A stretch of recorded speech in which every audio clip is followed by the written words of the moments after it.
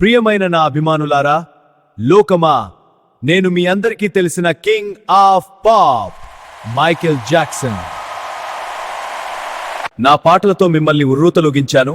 నా మూన్ వాక్తో ప్రపంచాన్ని ఆశ్చర్యపరిచాను.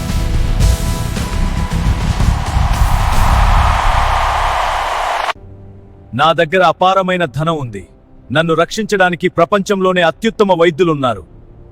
కానీ ఈరోజు నన్నేవీ కాపాడలేదు. నేను నా ముఖాన్ని, నా రూపాన్ని మార్చుకోవడానికి ఎన్నో సర్జరీలు చేయించుకున్నాను. లోకం దృష్టిలో పర్ఫెక్ట్గా కనిపించాలని ఆరాటపడ్డాను. కానీ ఇప్పుడు నాకు అర్థమైంది ఏమిటంటే, దేవుడు మనకిచ్చిన సహజమైన రూపమే అత్యంత శ్రేష్టమైనది. బాహ్య సౌందర్యం కోసం ప్రాకులాడి అంతర్గత శాంతిని కోల్పోకండి. దేవుడు హృదయాన్ని చూస్తాడు, కానీ ముఖాన్ని కాదు. నాకు ఖరీదైన మేన్షన్లు ఉన్నాయి, కానీ ఒక్క రాత్రి కూడా ప్రశాంతంగా నిద్రపోలేకపోయాను. నిద్ర కోసం నేను మందులపై ఆధారపడ్డాను. ఆ మందే నా ప్రాణం తీసింది.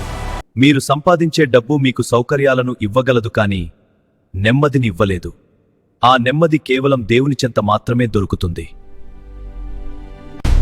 నేను 150 ఏళ్లు బతకాలని రకరకాల జాగ్రత్తలు తీసుకున్న మాట వాస్తవం కావచ్చు, కాకపోవచ్చు.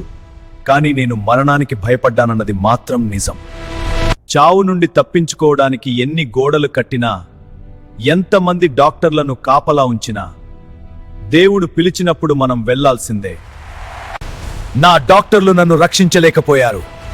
నా డబ్బు నా ఊపిరిని నిలబెట్టలేకపోయింది. నా కీర్తి నన్ను చావు నుండి తప్పించలేకపోయింది. నేను లండన్లో 50 షోలు చేయాలని ప్లాన్ చేశాను. కోట్లాది రూపాయల ఒప్పందాలు జరిగాయి. టిక్కెట్లు అమ్ముడయ్యాయి.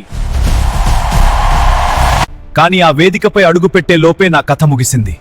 మనిషి రేపటి గురించి అతిగా ప్రణాళికలు వేసుకుంటాడు, కానీ నీ ప్రాణం నీ చేతిలో లేదు. అది దేవుని దయ. నేను చనిపోయినప్పుడు నా వెంట ఏమీ రాలేదు. నా డాన్స్, నా పాటలు, నా కీర్తి అన్నీ ఇక్కడే ఉండిపోయాయి. కేవలం నా ఆత్మ మాత్రమే దేవుని ముందుకు వెళ్ళింది. కాబట్టి లోకమా, లోకమంతటినీ సంపాదించుకోవడం గొప్ప కాదు. మీ ప్రాణాన్ని, ఆత్మను కాపాడుకోవడం గొప్ప. దేవుడే సర్వాధికారి అని గుర్తించండి. ఆయన ఇచ్చిన ఈ చిన్న జీవితాన్ని గర్వంతో కాకుండా కృతజ్ఞతతో గడపండి. ప్రేమతో, మైకేల్ జాక్సన్.